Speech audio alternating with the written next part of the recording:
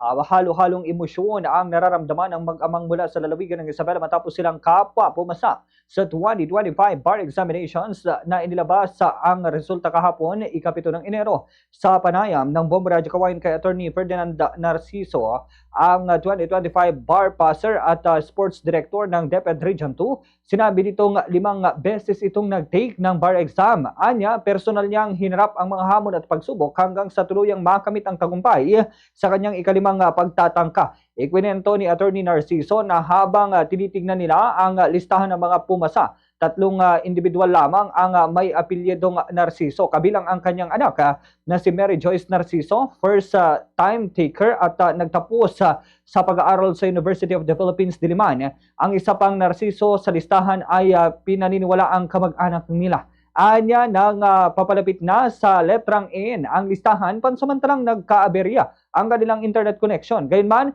laking gulat at tuwa nila nang makumpirmang kapwa sila pumasa sa nasabing pagsusulit.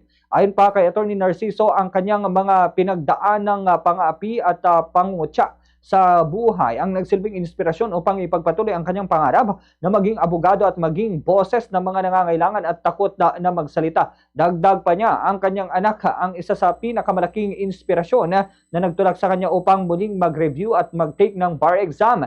Hindi rin naging madali ang kanyang paglalakbay patungo sa tagumpay dahil sa kakulangan ng pinansyal, mataas na gasto sa aplikasyon at mga babasahin at matinding mental pressure habang naghahanda para sa pagsusulit. Sa kabila nito, sinabi naman ni Attorney Narciso na patuloy niyang minanifest sa kanyang pagpasa o ang kanyang pagpasa at nanatili siyang kumpiyansa habang isinasagawa ang bar examination. Sa ngayon, binabalak ng mag-ama na magtayo ng isang law office na magsisilbi sa publiko. Inaalay naman ni Attorney Narciso ang kanyang tagumpay sa kanyang mga katrabahong nangangailangan ng boses at justisya sa kanyang pamilya na walang sawang sumusuporta sa kanya sa aspetong pinansyal at emosyonal at higit sa lahat sa Panginoon dahil hindi lamang siya ang nagtagumpay kundi maging ang kanyang anak. Ganito po ang bahagi ng pahayag ni Attorney Ferdinand Narciso.